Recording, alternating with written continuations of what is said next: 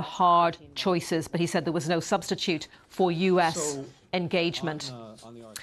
Well, while that briefing is happening in Washington, in Jerusalem, we're still waiting to hear about whether that cabinet vote, Israeli cabinet vote on the Gaza ceasefire deal, when that might take place. It's been delayed. It had been expected to happen earlier, but Israel accused Hamas of reneging on part of the agreement.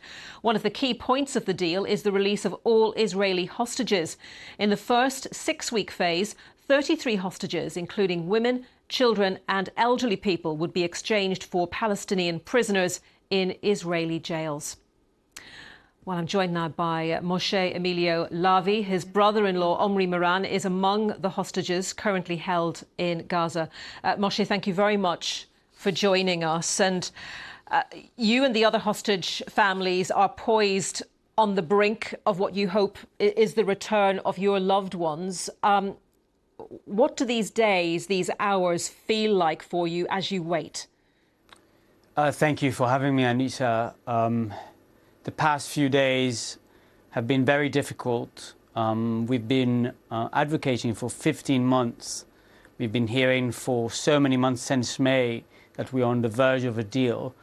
And suddenly we saw that there is a change in the air in the past few days, and that perhaps this time it's going to be different.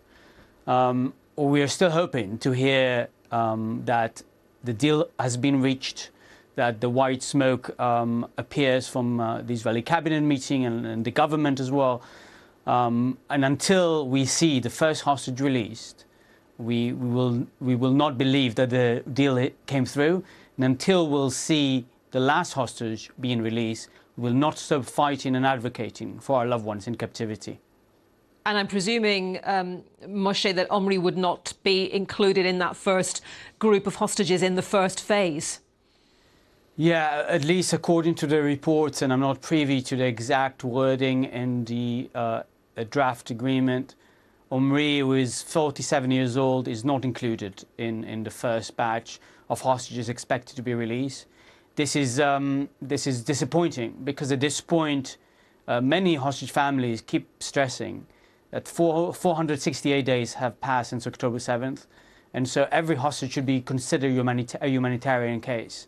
Every hostage has been subject to torture, to violence, sexual violence, deprivation of food, water and sanitation, sunlight, because they are held in tunnels.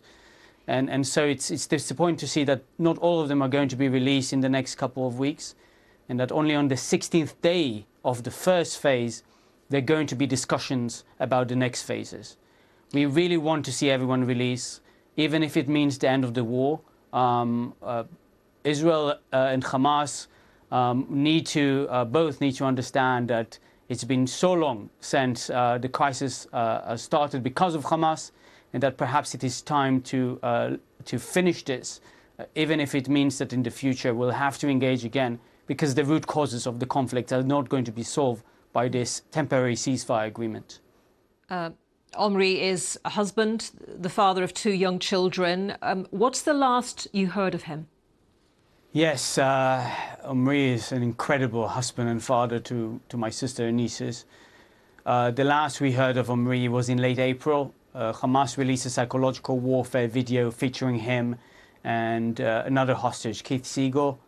And it's been so many months since then, April 24. Now we're in the mid-January 25.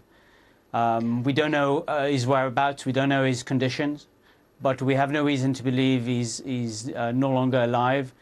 We advocate with the assumption that he is alive, that he's going to return to my sister, to his daughters, and to his father and siblings. We want to see him home, and we demand, both from our government, and we're doing all we can as Israeli citizens to pressure our government using democratic means. We go to the Knesset, we meet elected officials, we demonstrate on the streets. But we also hold accountable the international community, who have failed completely to force Hamas to a viable agreement, failed both Israelis and Gazans, given the destruction in Gaza, failed humanity by not pushing Qatar, Turkey, Iran, all of them nefarious actors.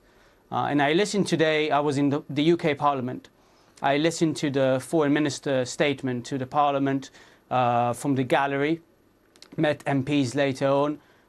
And I was disappointed to hear that they are giving credibility and praise to Qatar. Qatar is responsible for this crisis in the first place.